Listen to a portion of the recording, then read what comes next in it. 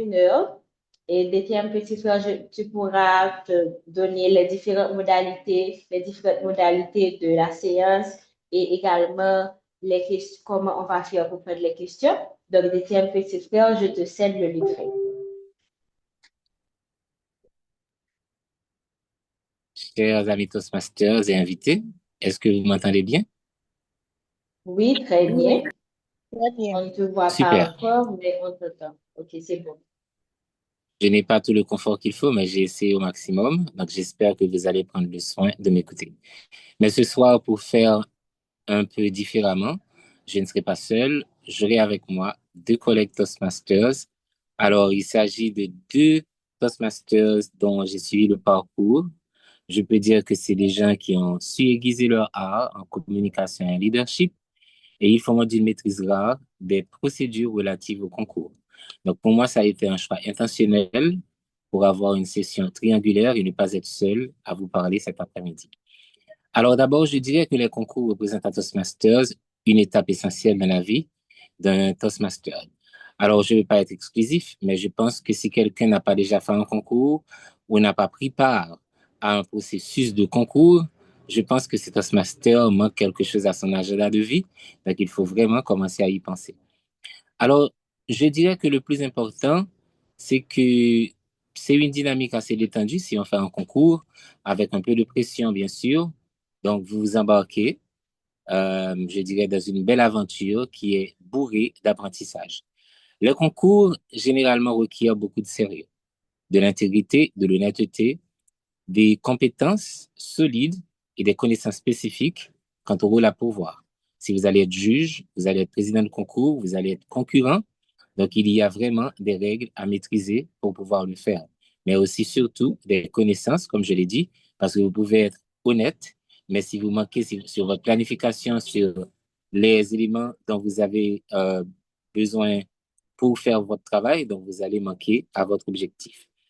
Alors, je dirais aussi que c'est un processus, si je le prends dans son ensemble, un peu risqué, parce que normalement, si c'est mal planifié et si c'est non conforme aux principes qui sont préconisés à Toastmasters, donc les règles, si elles ne sont pas bien respectées et qui déjà bien étayées dans le livre des règles, le rulebook, donc vous allez peut-être faire face à un gâchis.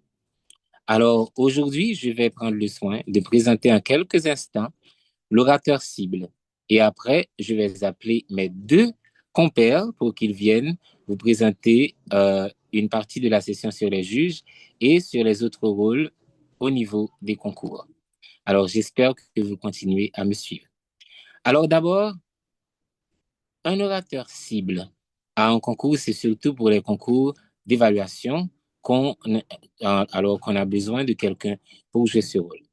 Alors, je ne sais pas si vous y avez déjà réfléchi, ou bien peut-être vous faites le concours, vous n'avez pas forcément toutes les idées en tête, eh bien, vous vous dites, oh, je vais avoir le concours, et là maintenant, je me rends compte que j'ai oublié euh, de faire appel à quelqu'un pour qu'il puisse présenter ce discours, pour qu'elle puisse venir et délivrer la marchandise. Parce qu'en réalité, c'est un concours où les évaluateurs ne vont pas être jugés sur le même projet, mais sur l'évaluation qu'ils vont produire à partir d'un discours cible. Déjà, je ne vais pas présenter de slide. Je veux vraiment que vous soyez tout oui pour que vous ayez en tête comment le faire. Donc d'abord, c'est un discours de 5 à 7 minutes, un discours préparé et non improvisé. Et c'est pas non plus une opportunité qu'on vous donne pour venir improviser, mais pour tester votre capacité à présenter un message mémorable qui peut avoir un impact sur votre public, qui peut l'inspirer, mais qui en même temps donne matière à réfléchir à votre évaluateur pour que cette personne puisse trouver les moments forts de ce discours, mais peut-être pas intentionnellement sur des chutes, des failles, mais aussi permettre à la personne de trouver des points perfectibles, donc là où elle pourrait peut-être s'assurer de faire des recommandations. Alors d'abord, c'est comme tout discours. Si vous êtes appelé à être orateur ou oratrice cible, si vous avez besoin d'un orateur, d'une oratrice cible, eh bien ces éléments aussi doivent faire écho dans votre tête. Alors je dirais d'abord une introduction incitative ou percutante, comme vous aimez le dire, des messages clairs dans ce discours et une conclusion qui garde les gens en haleine. Alors, pour ce faire, il faut une personne expérimentée, compétente pour le faire. On n'appelle pas justement quelqu'un qui est juste à un briser la glace et on lui dit, bon, tu peux venir et jouer le rôle d'orateur cible. Donc, sans cette personne, il n'y a pas de concours, mais il faut s'assurer que cette personne soit compétente et expérimentée. Alors, comme je l'ai déjà dit, il faut que cette personne permette à travers son discours aux évaluateurs de produire des retours valeureux, mémorables, significatifs, et aussi en profiter pour offrir au public une expérience de parole en public extraordinaire. Il n'a- il n'est pas nécessaire d'avoir un discours parfait, parce qu'il va y avoir quand même des glissements naturels, comme une hésitation, comme le langage corporel qui n'est pas tout à fait à point. Mais surtout, il faut éviter de présenter un flop. Parce qu'en réalité, ça ne peut pas être un amalgame de belles phrases, mais désarticulées, ou bien des excès d'émotions que vous allez mettre en relief dans votre travail. Tandis que c'est important pour vous, en tant qu'orateur, de présenter quelque chose pour le public, mais aussi pour que les évaluateurs trouvent les moyens qu'il faut pour pouvoir présenter leur évaluation. Donc, je vous dirais que peut-être dans cette dynamique, il faut songer à rester serein face aux commentaires des évaluateurs, puisque un évaluateur stressé peut inventorier des éléments. C'est au juge de décider. Et s'il vous arrive de parler après, avant que l'on remette les bulletins au juge en chef, eh bien, il faut rester élégant et ne pas forcément vous prononcer sur l'évaluation des évaluateurs. Alors, il faut des forces évidentes, quelques points améliorés, comme je l'ai déjà dit, et aussi un discours avec un message clair, un développement logique et le langage corporel qui peut être à point. Alors, pour finir, je vous dirais que si vous êtes appelé à être orateur ou oratrice cible, ou si vous voulez inviter quelqu'un à jouer ce rôle, il faut lui dire déjà quoi éviter dans cette dynamique. D'abord, il y a les sujets très techniques, les sujets avec des statistiques assez complexes, comme les gens qui parlent de la physique quantique, mes chers amis, qui parlent de la médecine. Donc, les histoires trop difficiles à saisir, il faut les éviter. Tâchez de travailler sur le leadership, la motivation personnelle, un voyage ou quelque chose qui est plus ou moins saisissable par tous les orateurs qui vont prendre la parole. Je vois déjà le carton rouge, donc il m'arrive le temps de vous dire que maintenant vous avez une idée assez claire, même si j'ai été un peu magistral sur l'orateur cible. Si vous avez des questions, n'hésitez pas à les poser au niveau du chat et moi, je prendrai le soin d'y répondre par écrit. Et là, maintenant, je vais faire appel à l'un de mes compères.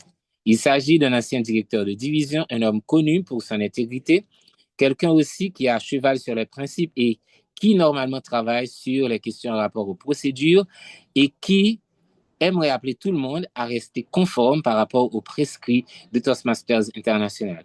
Aujourd'hui, nous allons nous passer du rollbook, mais il y a quand même des bribes qui vont sortir dans leur présentation.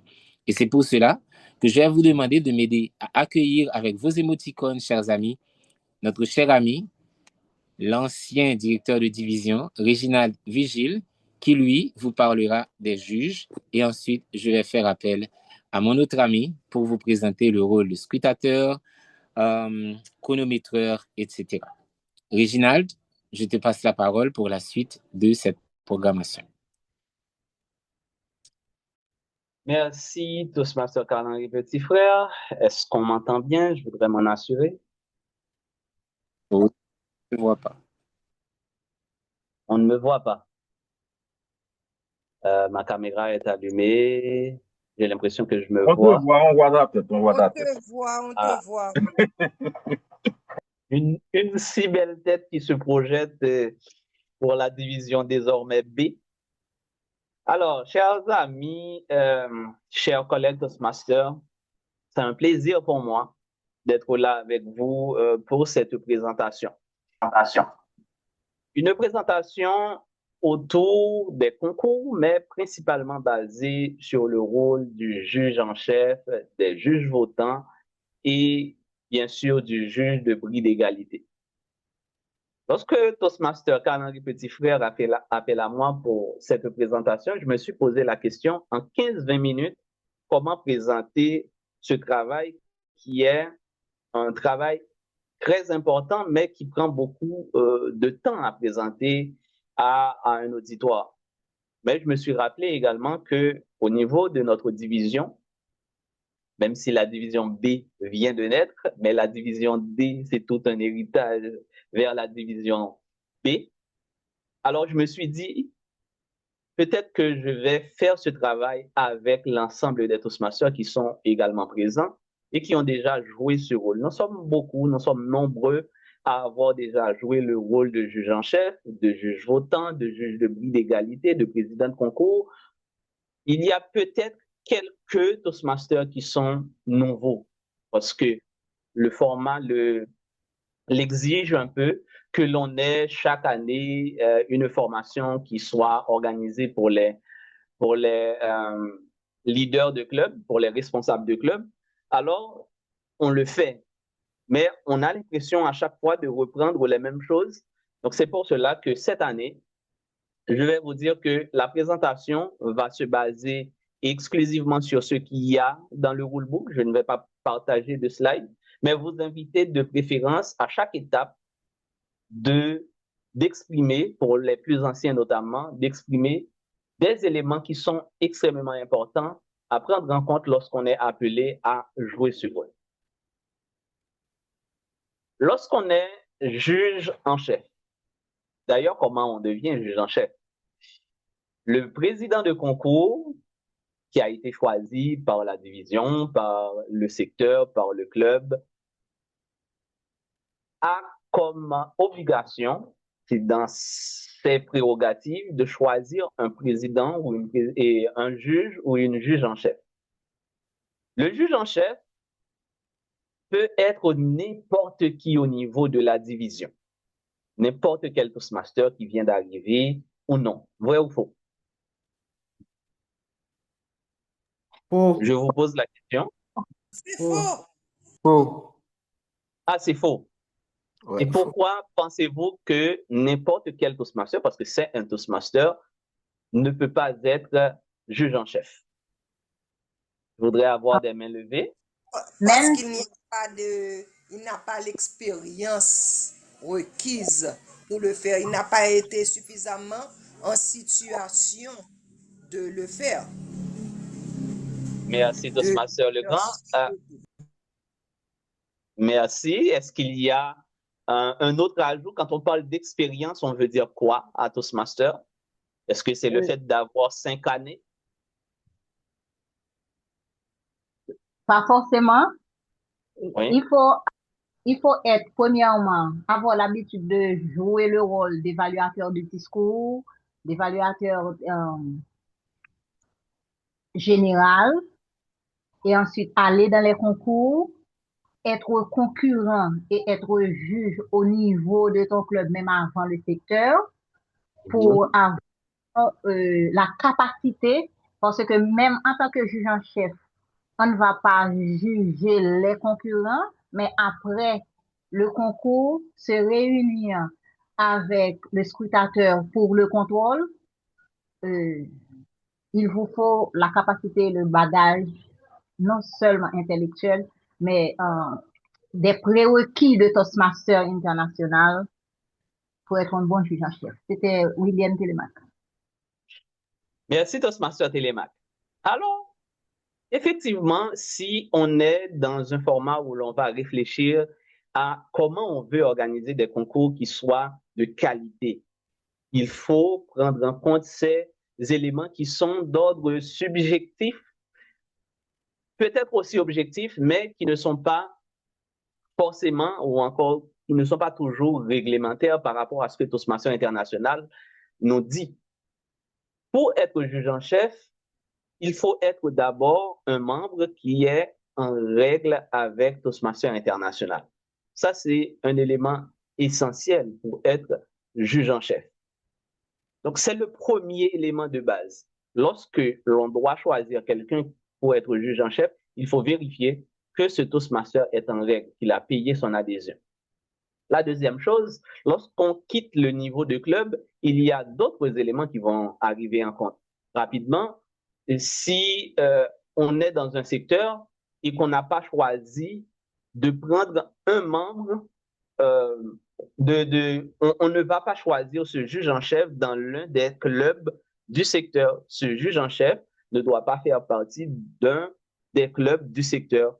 Donc ça, c'est des éléments qu'il faudra prendre en compte et c'est exact, c'est dicté dans le rulebook. Lorsque ce Toastmaster va être appelé au niveau de la division, il y a encore un certain nombre d'éléments qui vont être pris en compte. Là, c'est forcément le rôle du président de concours. Je ne vais pas trop empiéter sur sa présentation probablement, mais notez qu'un juge en chef, lorsque on va choisir ce juge en chef, il faut prendre en compte tout ce que vous venez de dire de manière subjective, c'est-à-dire on sait que c'est quelqu'un qui a joué ce rôle ou qui était dans les concours, qui est habitué à ces processus. Oui, ça c'est de manière subjective. Il va vous guider dans votre appréciation, mais de vérifier l'éligibilité du juge en chef. Donc, il faut aller voir dans le rulebook ce que Toastmasters International dit comme principe. Une fois que le juge en chef, il est nommé, la première chose qu'il doit faire, selon moi, c'est d'aller dans le rulebook et regarder tout ce que Toastmasters International a mis à jour pour l'année Toastmasters. C'est extrêmement important parce que très souvent, on entend, c'est comme ça qu'on avait l'habitude de le faire. Alors que chaque année, Toastmasters International fait des ajustements, vient avec de nouveaux articles, vient avec des ajouts pour rendre les choses peut-être beaucoup plus faciles ou pour adresser un souci qui a été constaté durant de nombreux concours. Donc, c'est important d'aller voir dans le rulebook. Une fois que vous avez fait ça, il faut identifier maintenant à quel niveau de concours vous êtes. Est-ce que vous êtes à un niveau de club? Donc, quelles sont les exigences qui sont en lien avec un concours au niveau du club? Quelles sont les exigences qui sont en lien avec un concours au niveau du secteur? Donc, est-ce que vous allez choisir des juges? Ces juges-là, est-ce qu'ils peuvent faire partie du même club que vos concurrents lorsque vous êtes au niveau du secteur? Là, je vous pose la question.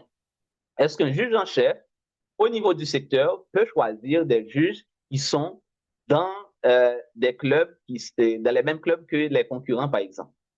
Non, absolument pas. Il le peut Absolument pas. à condition qu'il choisisse un juge de chacun des clubs du secteur. 100%. Plutôt la même Ça, c'est- quantité de juges dans chaque club. Exactement. Super. Ça, ce sont les réponses qui sont dictées même par Toastmasters International. Donc, si le secteur a quatre clubs, par exemple, il faut au moins un juge pour chacun de ces clubs. Et si on veut avoir 5 juges ou 7 juges, on prend les autres ailleurs. Donc, on s'assure qu'il y a cette équité qui soit respectée. Donc, on ait le même nombre de juges par club, comme l'a dit Toastmasters Le Camp. Donc, ça, c'est un élément important. Lorsque vous arrivez au niveau de la division, les règles vont s'ajuster par rapport à ce qui va se passer au niveau de la division. Donc, c'est pour ça qu'il faut être collé au rulebook pour savoir à chaque fois à quel niveau je suis et comment je peux choisir mes juges votants et mon juge de bris d'égalité. Alors, la prochaine chose à faire, c'est de nommer et d'instruire les juges votants et le juge de bris d'égalité. On va nommer les juges, donc on va choisir les différents juges qui vont voter en respectant ces règles dont on vient de parler.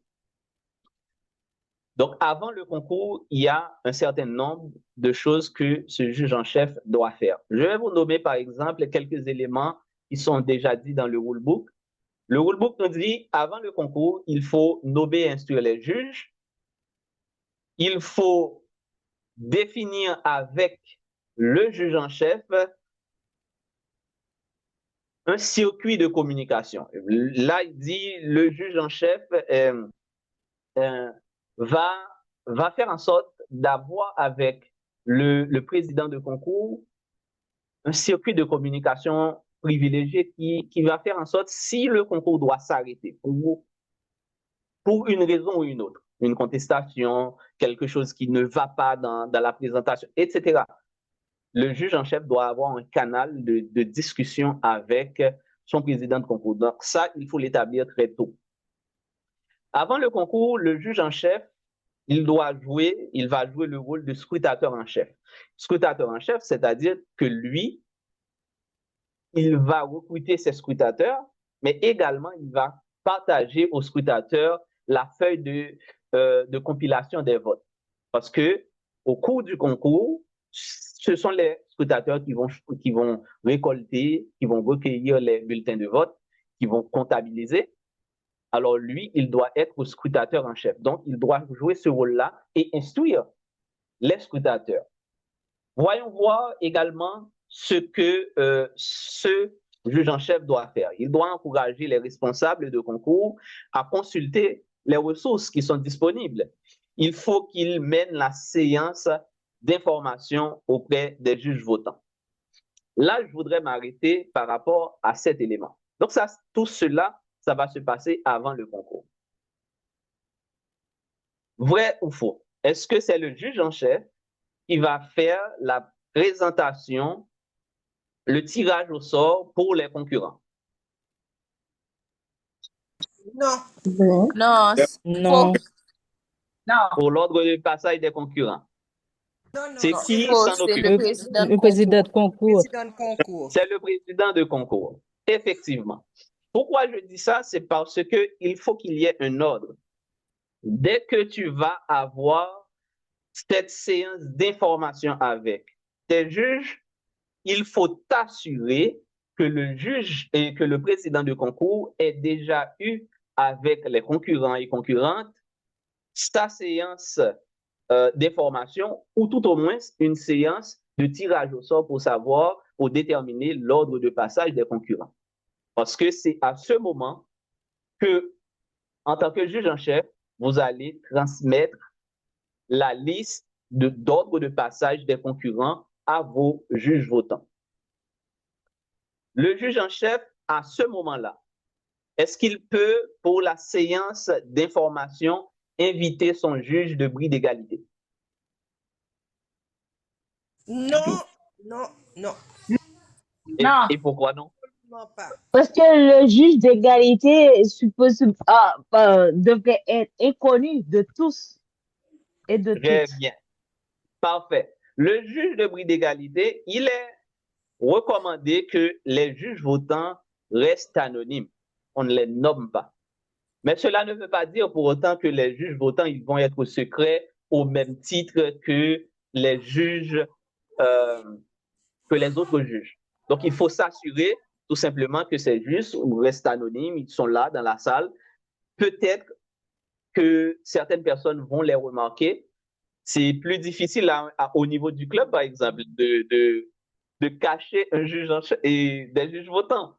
Lorsque j'étais au club Tosom Corda à Jacmel et qu'on avait nos concours, lorsqu'on voyait arriver Toastmaster Charles, ben on savait qu'il était venu pour voter. Il était juge votant, il amenait toujours Georges avec lui, Jojo, Joël. Eh bien, Joël était juge votant, ça on le savait. Il ne pouvait pas cacher ça parce qu'à un niveau de club, c'est difficile de cacher ça. Mais pour ton juge de bris d'égalité, tu dois faire en sorte de vraiment trouver quelqu'un qui sait garder les secrets, qui ne va pas en parler avec d'autres personnes. Et ça, le juge de bris d'égalité, il est secret et il n'est connu de personne, même pas du président de concours. Lorsqu'on arrive maintenant au concours, le juge en chef, il va faire en sorte que son juge de bris d'égalité, ses juges votants, soient placés dans des espaces stratégiques très proches, plus ou moins, de l'aire de présentation. Parce que là, on est plus ou moins à des concours qui sont en présentiel. Lorsque les concours sont en ligne, donc on peut rester dans l'anonymat, on ne change pas son nom, on ne met pas un juge 2, donc on reste dans l'anonymat, on met son nom, Réginal est là, et Joël est là, Carl Henry est là, donc il y a personne ne sait ce que l'on fait, donc on est nommé, on est incognito. Lorsqu'on est en présentiel, donc il faut garder, faut pas être peut-être plus habillé que les autres, brandir une pancarte que l'on est juge votant, non, on reste dans l'anonymat, mais le juge de bris d'égalité, il doit se situer dans un espace où c'est plus stratégique pour lui de communiquer avec son juge en chef parce que son bulletin, il doit le remettre uniquement à son juge en chef aussi. Donc voilà, c'est pour l'aire de présentation. Par exemple, pourquoi on demande aussi à ce que ces juges soient le plus proche de l'aire de présentation pour le concours? C'est parce que il peut y avoir un petit souci de connexion, par exemple, avec le micro qui est utilisé, le matériel qui est utilisé. S'il y a un souci, ils sont les plus proches de l'aire de présentation, donc ils vont continuer à écouter, à entendre le concurrent, même si le concours n'est pas arrêté. S'il y a vraiment ce souci, on va devoir arrêter le discours et reprendre à un autre moment. Donc, mais il est extrêmement important qu'à ce moment-là, tous soient plus proches de l'aire de présentation pour que le discours soit entendu s'il y a un problème quelque part. Durant ce concours, question un peu bizarre, mais je vous la pose quand même, est-ce que le juge en chef peut demander au président de concours d'arrêter complètement le concours? Selon vous, dans quel cas on peut avoir ça?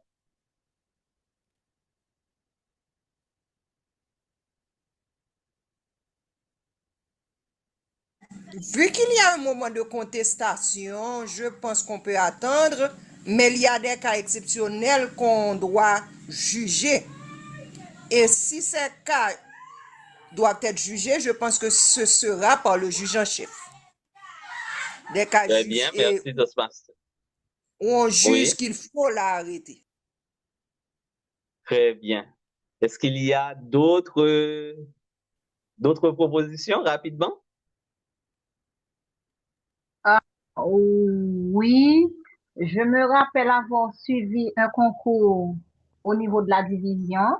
Il y avait une contestation avant même la fin du concours, une affaire de plagiat.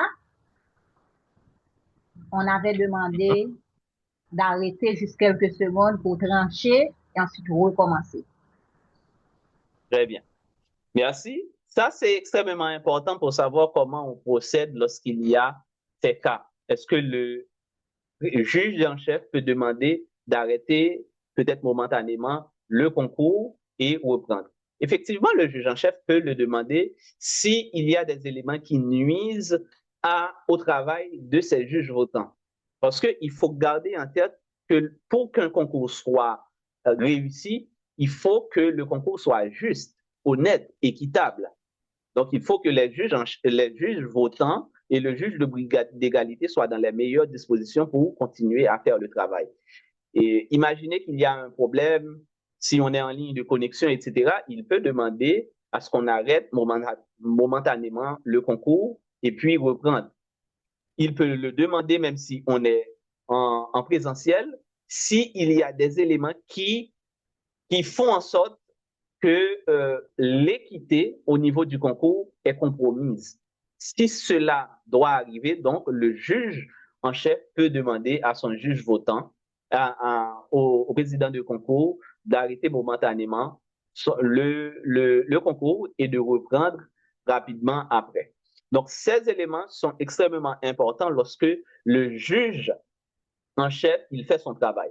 Là, je vois que je suis au rouge. La dernière chose que je voulais partager avec vous, parce que le travail du juge votant, ça, c'est toute une présentation à part. Je ne voulais pas trop travailler là-dessus pour cette présentation. Mais l'élément que je voulais vous demander, même si vous aurez 3 minutes pour me poser des questions après, est-ce que le travail, une fois que le juge en chef, il reçoit tous les bulletins des juges votants qui vont faire ce travail, qui vont remettre les bulletins de vote, etc., avec les 3 noms.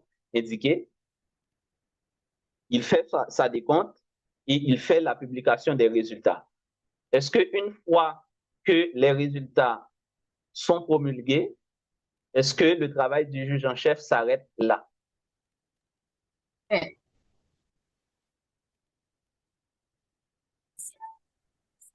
Bon, si personne ne répond, je dirais que rapidement, il devra remplir la fiche de notification. Voilà. Donc, qui donne les gagnants et remettre au juge en chef. Et s'il s'agit de on remet remettre au président de concours qui doit remettre soit, si on est au niveau du club, on reçoit la formation au président du club. Si on est au niveau du secteur, au directeur, au directrice de secteur. Division, c'est à la bon, maintenant, comment on dit la directrice de la division. Parce que justement, c'est important que ce Vigile ait souligné ce point. Quand on transmet les concurrents, il faut transmettre la fiche d'identification de gagnant. Ça permet à l'autre personne qui va préparer le concours suivant d'avoir toutes les informations. S'il y a un désistement, on sait exactement qui contacter rapidement. C'est pas on va réfléchir, est-ce que le deuxième va participer, est-ce que le troisième et autre chose, mais tout est prêt, on a les informations complètes et le concours peut avancer. Excellent. Merci à nos deux DTM. Et c'est vraiment la dernière chose que je voulais partager avec vous sur ces éléments. Bien sûr, pour les juges votants, ils vont faire leur travail, ils vont voter, ils vont présenter quelque chose. Désolé. Qui soit. C'est quoi que cette personne? Ah non, on t'a demandé quelle est l'importance d'avoir un juge de bris d'égalité en plus des juges votants et un juge en chef. Voici la question. Quelle est l'importance d'avoir un juge de bris d'égalité en plus des juges votants et du juge en chef? Pourquoi est-ce qu'on a un juge de bris d'égalité? Il se peut dans un concours que l'on ait, par exemple, deux Toastmasters, deux concurrents qui arrivent avec le même nombre de points. C'est-à-dire, quand on cumule, quand on fait le décompte, ils sont arrivés ex aequo.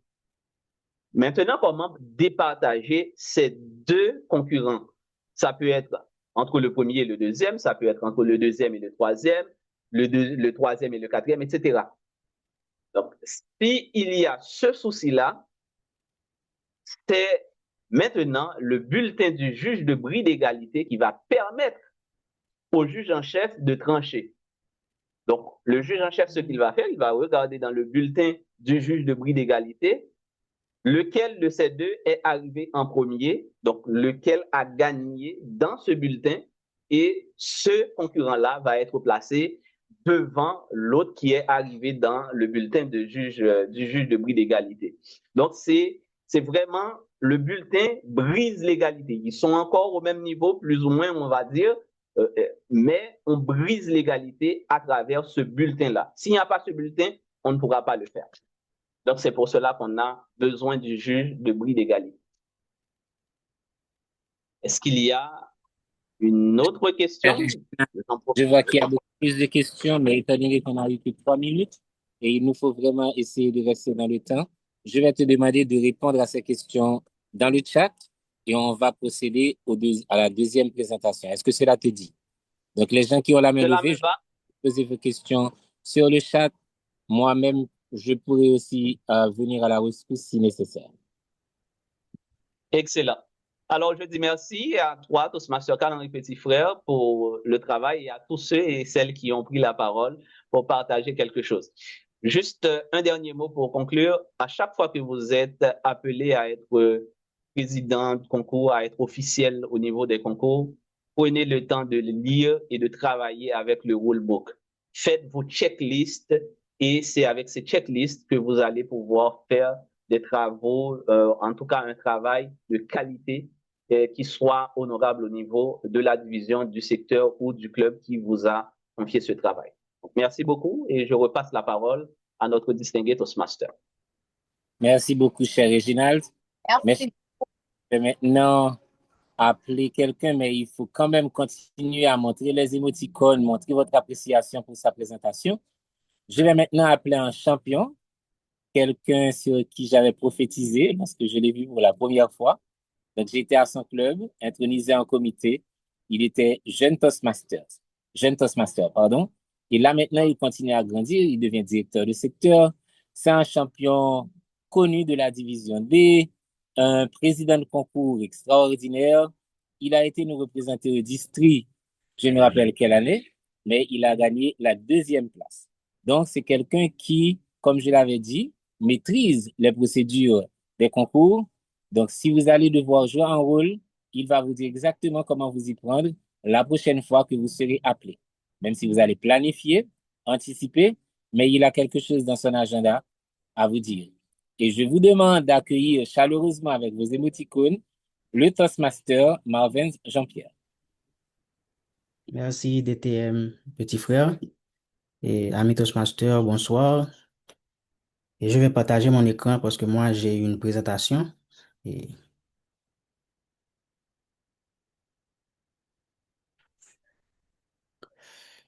est-ce que vous voyez l'écran?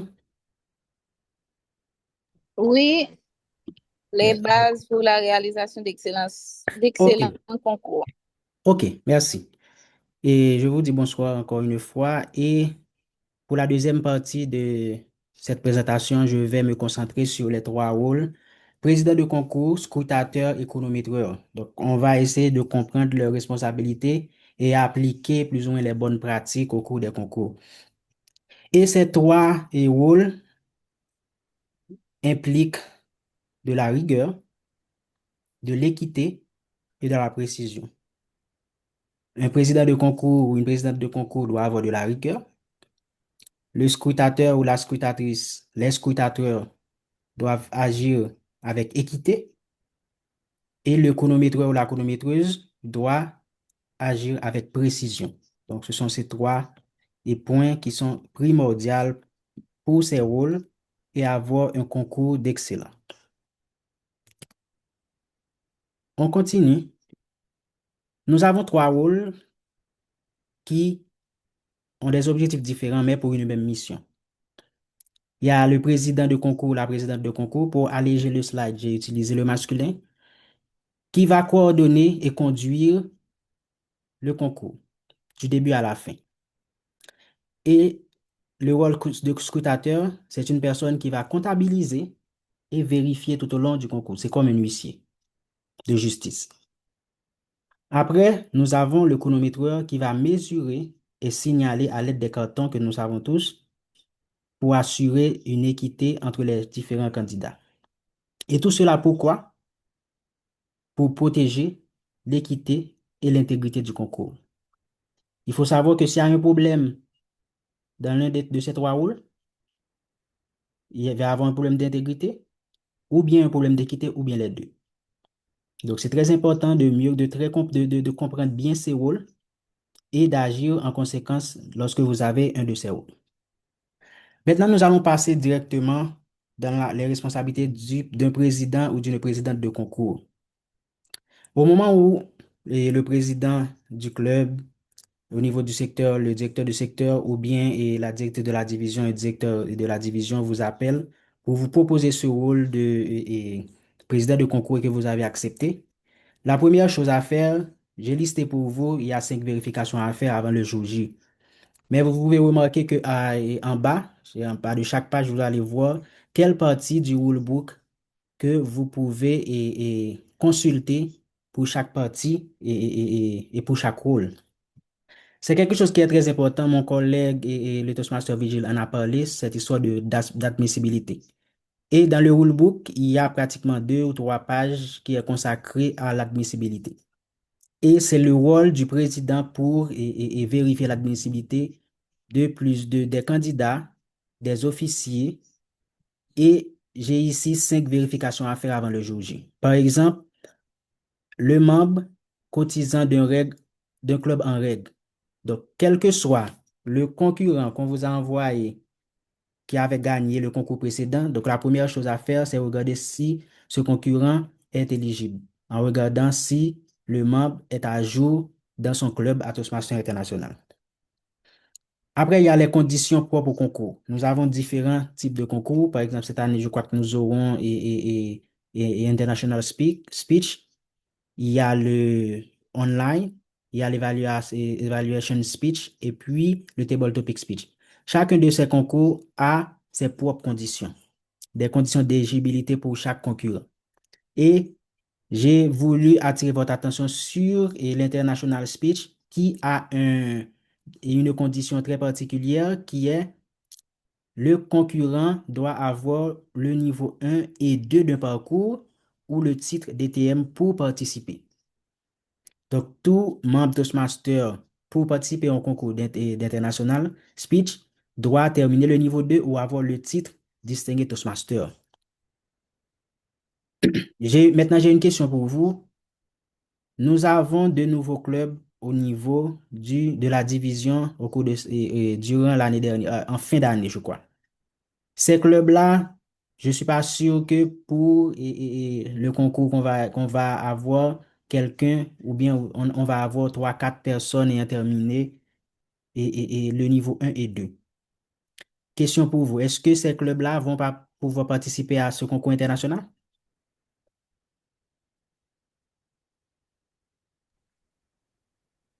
Qui veut répondre? Toastmaster Barlati, j'ai vu que ta main est levée.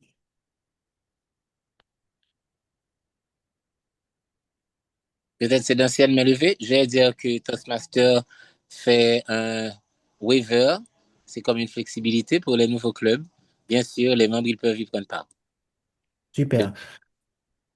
Effectivement, et DTM et Petit Frère, pour les nouveaux clubs qu'on appelle Club Charteré de moins d'un an, et le club peut avoir ce concours et on ne va pas avoir cette éligibilité de niveau 1 et 2 de parcours ou bien le titre DTM.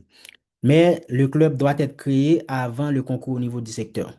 Donc, si le club est créé après le concours du secteur, donc le club ne pourra pas participer normalement au concours de la division, ainsi de suite. Donc ça, c'est un point très important pour les nouveaux clubs. Et donc, c'est que lorsque vous êtes président de concours et vous avez un nouveau club dans la liste, lorsqu'on est au niveau du secteur, donc il faudra prendre en compte que ces clubs-là ont la possibilité d'y participer parce que Toastmaster International a déjà pris en compte cet aspect. Maintenant, pour la vérification depuis le niveau supérieur et précédent, il faut vérifier l'éligibilité à tous les niveaux. Un Toastmaster peut passer l'éligibilité pour le concours au niveau de la division, mais au moment où il passait le concours au niveau du secteur, il n'était pas éligible. Donc, Toastmaster permet de disqualifier ce Toastmaster, ce concurrent, pour le concours au niveau du district, donc de la division. Même si vous êtes président au niveau de la division, il faut toujours avoir cette capacité à vérifier pour les concours précédents la personne qui a gagné le concours et au niveau du secteur, est-ce qu'au moment où cette personne avait gagné ce concours, est-ce qu'elle était éligible pour ce concours? Donc, c'est un point très important. Et un Toastmaster un président peut disqualifier un candidat qui n'a pas été éligible lors d'un concours au niveau précédent. Et aussi, il faut vérifier qu'aucun rôle ou statut est incompatible. Par exemple, les officiers de district, quelqu'un qui est dans le processus pour un poste au niveau du district. Donc, il faut vérifier tout cela. Et aussi vérifier que les officiers eux-mêmes sont admissibles. Par exemple, mon confrère a parlé par rapport au juge en chef que le président doit choisir et vérifier si ce juge en chef est admissible. Et pour cette partie d'admissibilité, donc comme bonne pratique, et lorsque vous serez président de concours, je vous invite à vérifier et documenter avant le concours. N'attendez pas le jour J, 2 jours avant, vous n'aurez pas le temps de tout faire. Et puis ce qu'il faut éviter, je sais que ce n'est pas évident, mais il faut éviter de se fier uniquement à une confirmation orale. Toastmaster International à travers le site permet de faire des vérifications et vous pouvez demander l'aide soit de l'arrière-directeur ou bien de la division et directrice de division pour vous aider à vérifier l'admissibilité des différents concurrents ou officiers. Et rappelez-vous que pour l'admissibilité, vous avez le rulebook, les pages 6 à 8, qui traitent cette question d'inéligibilité lorsque vous aurez à jouer le rôle de président de concours. Maintenant, j'ai entendu la conversation tout à l'heure par rapport à comment on choisit un juge en chef, est-ce qu'il faut de l'expérience, tout ça. Et pour le président de concours, s'il y a un rôle où il ne faut pas improviser, c'est ce rôle. Et il faut faire attention, c'est pas parce qu'on voit les gens faire qu'on va faire bien, parce que si on apprend des gens qui font mal les choses, on va pas bien faire. C'est pour cette raison qu'il faut toujours consulter le rulebook de l'année en question pour savoir quelles sont les règles qui sont en cours. Et lorsque vous avez ces règles, il faut les transformer en organisation parce que c'est un rôle qu'il faut beaucoup d'organisation. Une personne, de toute façon, il va arriver un moment où vous allez jouer ce rôle pour la première fois. Ne gardez pas dans votre tête, le Toastmaster, un tel avait joué ce rôle, j'étais dans ce concours, il avait fait ainsi et je vais faire ainsi. Non.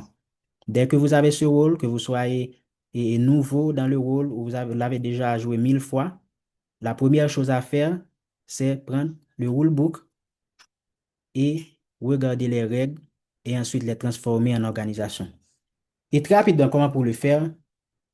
Vous êtes président de concours, la première chose à chercher, à savoir, c'est quel type de concours. Parce que international ou online, il y a une façon de faire, évaluation, il y a une façon de faire, et table topic, il y a une façon de faire. On ne dirige pas les concours de la même manière. Dès que vous avez votre type de concours, maintenant vous passez à l'équipe qu'il faut briefer, votre équipe. Il faut regarder quels sont les formulaires et adaptés pour ce concours et les préparer. Il faut briefer les concurrents et les concurrents doivent être briefés dépendamment du type de concours. Chaque concours a ses règles. Après, il faut faire l'ordre de passage. Il faut s'assurer que les noms, les titres sont bien écrits, bien prononcés et assurer de l'espace immatériel. Si vous faites, par exemple, pour le online, il faut tout faire en ligne. Et pour les 3 autres concours, il faut faire, et dès que vous êtes au niveau, vous dépassez le niveau du club, c'est une obligation de faire au niveau présentiel. Donc, briefer les équipes, briefer les concurrents, et ce sont des choses qui doivent être faites en présentiel si le concours est en présentiel et en virtuel si le concours est en virtuel. Ça peut poser des problèmes d'éligibilité pour le concours au niveau suivant. Évidemment, si vous êtes au niveau international ou online, il faut confirmer le titre avec le concurrent et puis assurer de la formule d'introduction, on va parler après. Pour l'évaluation, pour un concours d'évaluation, il faut s'assurer d'avoir un discours cible. Le DTM, petit frère en a déjà parlé. Et puis, après le discours cible, il y a 5 minutes de préparation supervisée qu'un scrutateur ou une scrutatrice va vous aider à superviser. Et après, pour les table topics, il faut s'assurer qu'on a la même question pour tout le monde et sans connaissance préalable, un sujet qui est très et qui n'a pas besoin d'une connaissance spécifique pour y répondre. Et pour cette partie, pour comment organiser, bonne pratique, c'est faire un checklist. Vous pouvez utiliser votre Excel et lister tout ce qu'il y a à faire, les noms des concurrents, les noms de vos officiers. À chaque fois, vous avez quelque chose, vous checkez et vous assurez que à chaque jour, J-2, J-4, J-3, J-2, vous avez votre checklist et tout est prêt pour le jour J. Et puis, il faut avoir une fiche de conduite adaptée. Ce n'est pas un rôle qui demande de l'improvisation. Donc, c'est une bonne pratique d'avoir un document où vous avez tout le script écrit tout au long du concours. Tel concours, voici les noms des personnes, comment les présenter, la minute de silence. Il faut tout avoir dans votre fiche de conduite pour faire pour jouer le rôle de président de concours. Et puis, ce qu'il faut éviter à faire, j'ai déjà dit, c'est préparer les 4 concours exactement de la même manière. À chaque concours, ses règles et sa façon de préparer ce concours. C'est très important. Et pour connaître mieux sur les règles des concours, je vous invite à aller dans le rulebook, dans les pages 11 à 13 et les pages 20 à 26, vous allez rencontrer, dépendamment du type de concours, quelles sont les règles attribuées à ces concours. Nous allons passer maintenant pendant le concours. Il faut conduire le concours avec le plus de neutralité possible.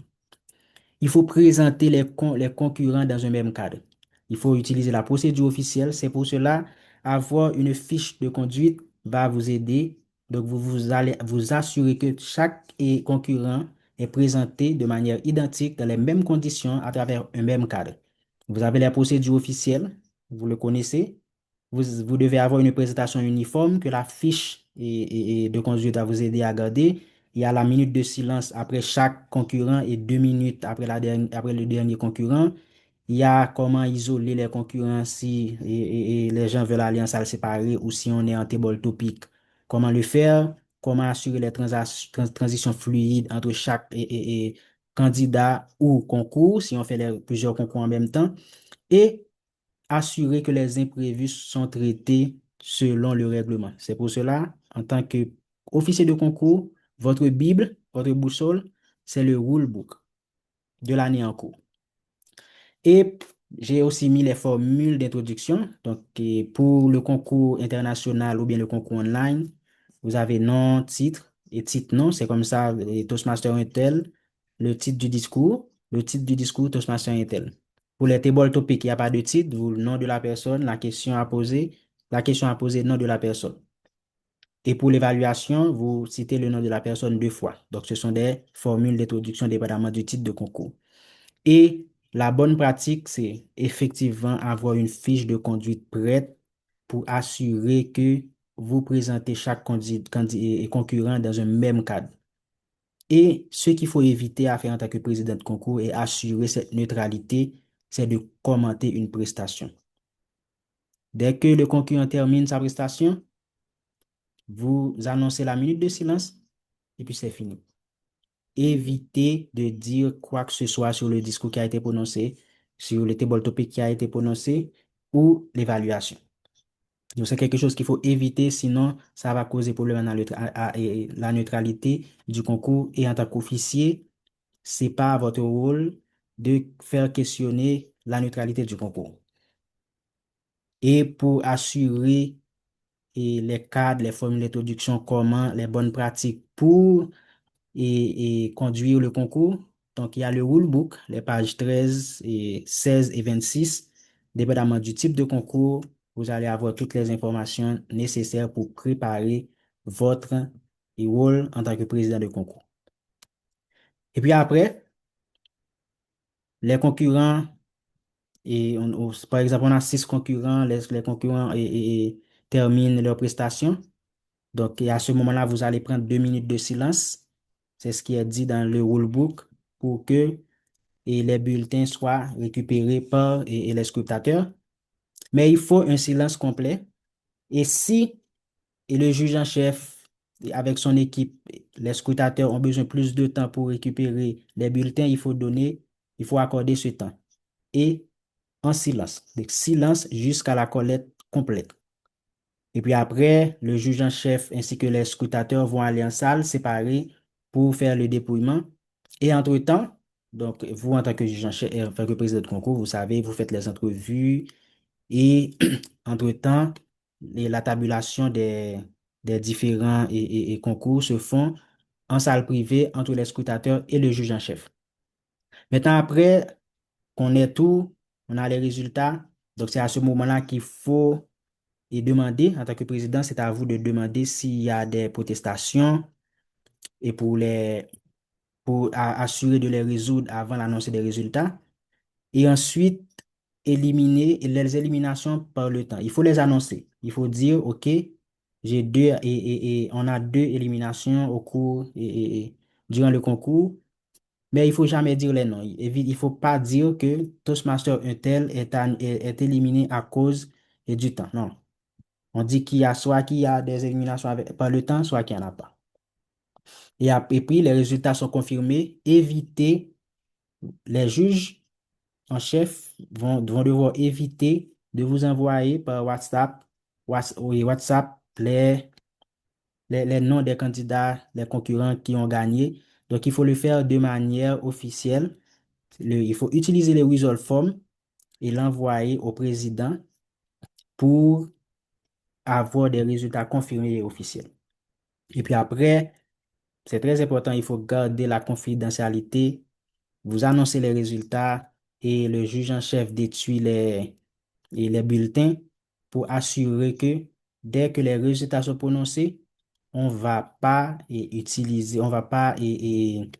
dire à d'autres personnes, comme j'étais président de concours, je sais ce qui s'est passé, ou le scrutateur va dire ce qui s'est passé et dans la salle séparée avec le juge en chef. Donc, c'est interdit. Maintenant, les décisions qu'il faut prendre, le président effectivement assure de l'admissibilité, on l'a vu tout à l'heure, mais les juges assurent de l'originalité, de faire la référence. Donc, chacun a son rôle. C'est pas parce que vous êtes président de concours que vous avez un rôle très important, que vous avez tous les droits. Et ce que vous devez éviter de faire, c'est dire les résultats non confirmés, prononcer des résultats qui ne sont pas confirmés, donner des détails des votes, c'est interdit, ou bien prendre des décisions solitaires. Dès qu'il y a un problème, il faut toujours consulter votre juge en chef pour prendre les résultats et des décisions ensemble. Et puis ce que je vois et toujours qu'on fait, parfois on invite soit le directeur du secteur ou bien le directeur de la division à prononcer les résultats. Donc ça, c'est le rôle du président, c'est au président de concours d'annoncer les résultats du concours. C'est pas à un officier de concours. On le fait, mais c'est pas quelque chose qui est prévu et qui est prévu dans le rollbook.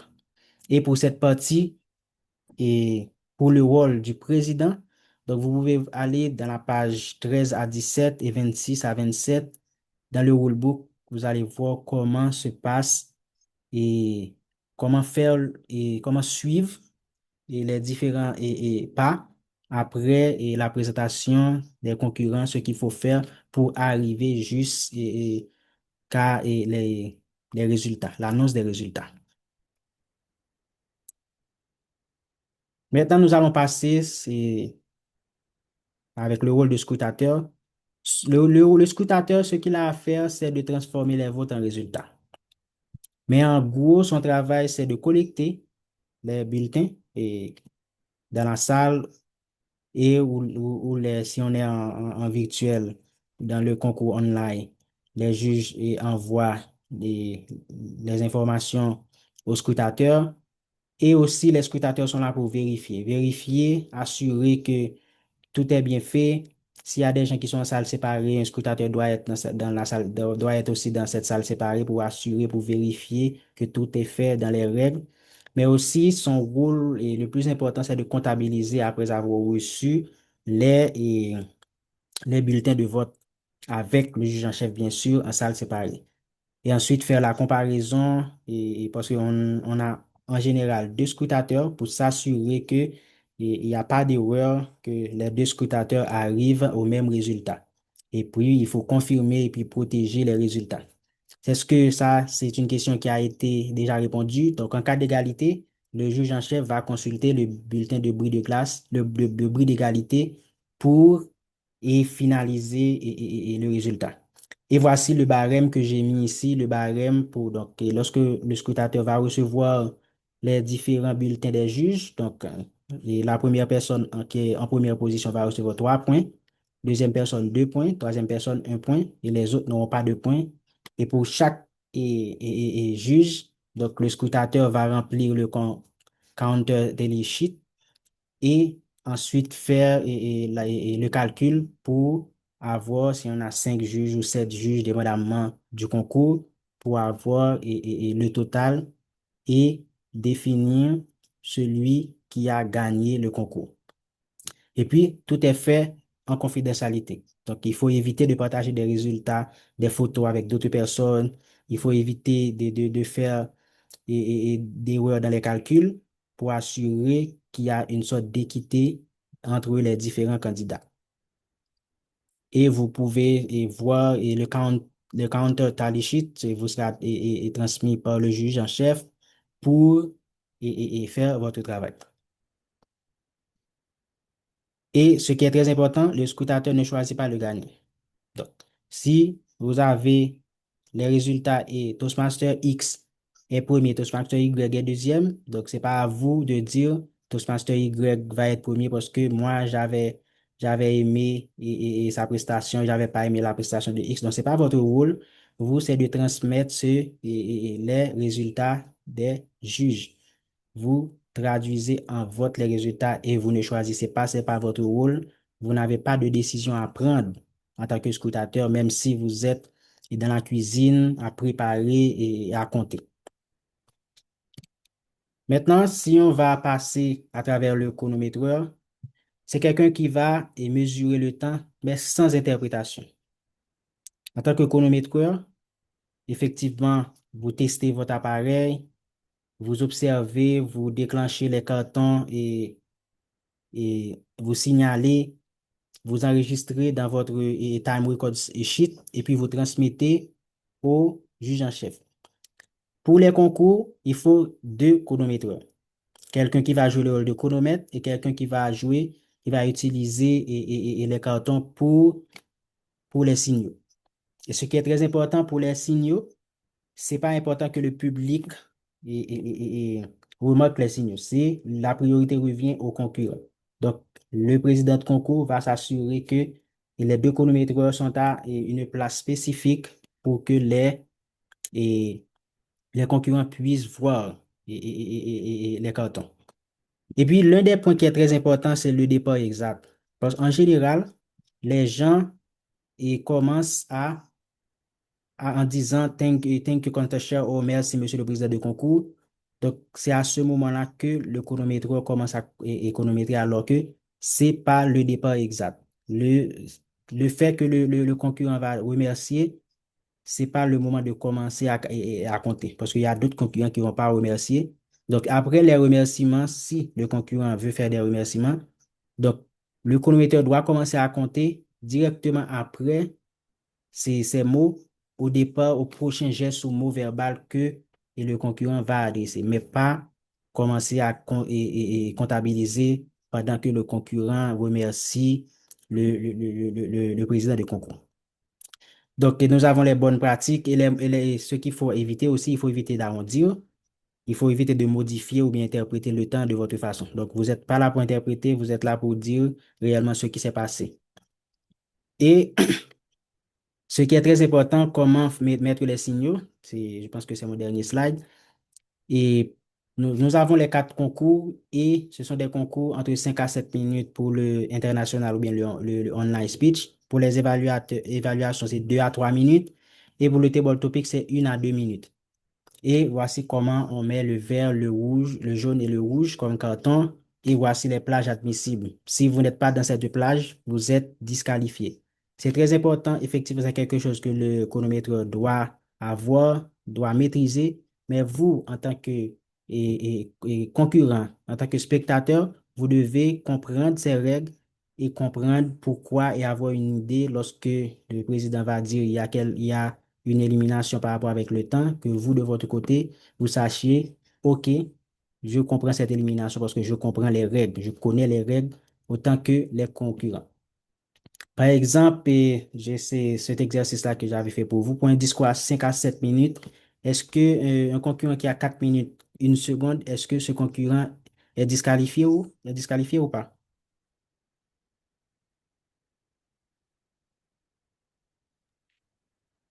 Donc, je vois qu'il n'y a pas des gens pour répondre.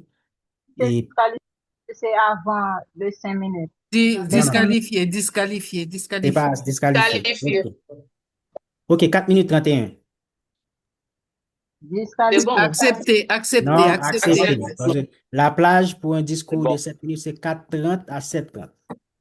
C'est bon. OK. 6 minutes 38 secondes. C'est bon. C'est bon. Et 7 minutes 34 secondes? Disqualifié. Il faut s'assurer et de comprendre et de savoir les plages admissibles. C'est très clair dans le rulebook, dans les pages 15 à 17 pour différents types de concours. Vous avez les temps minimum et temps maximum et les plages admissibles pour savoir si un candidat est éliminé ou pas. Merci beaucoup pour les gens qui ont participé.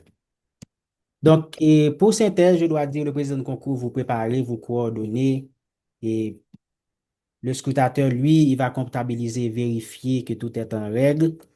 Et le chronomètre, il va mesurer et signaler, mais sans prendre de décision à travers les chiffres.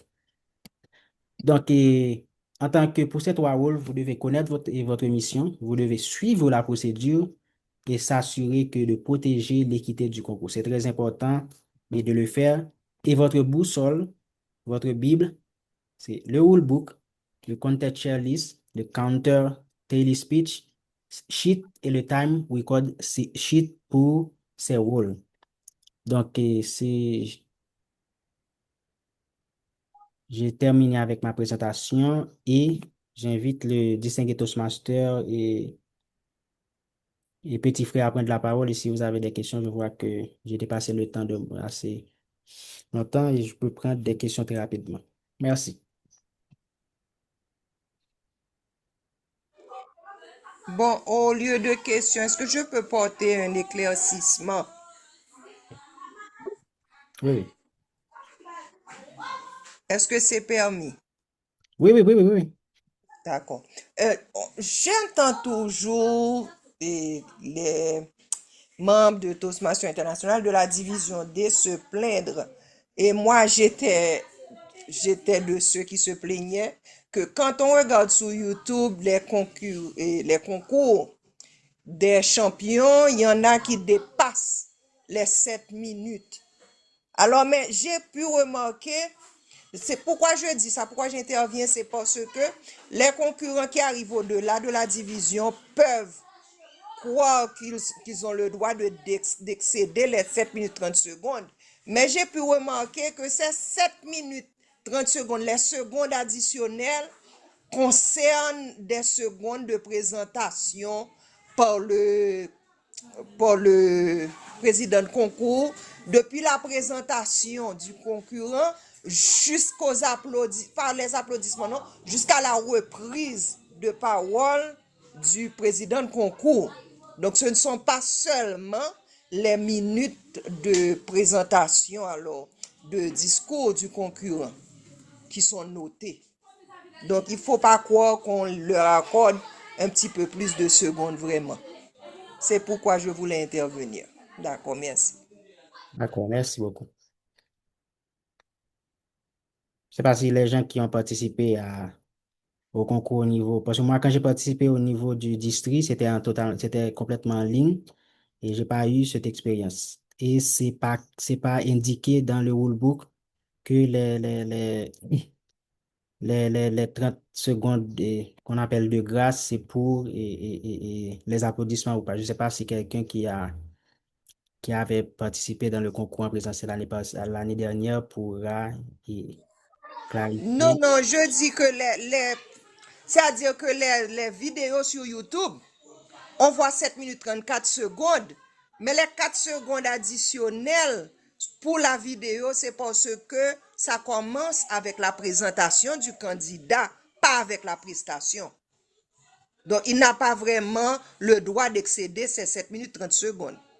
Oui, ok. D'accord. Toastmaster et DTM et petit frère, je te passe le livre virtuel. Merci beaucoup, cher Marvin. Alors, chers amis, si vous avez d'autres questions, posez-les dans le chat. On est en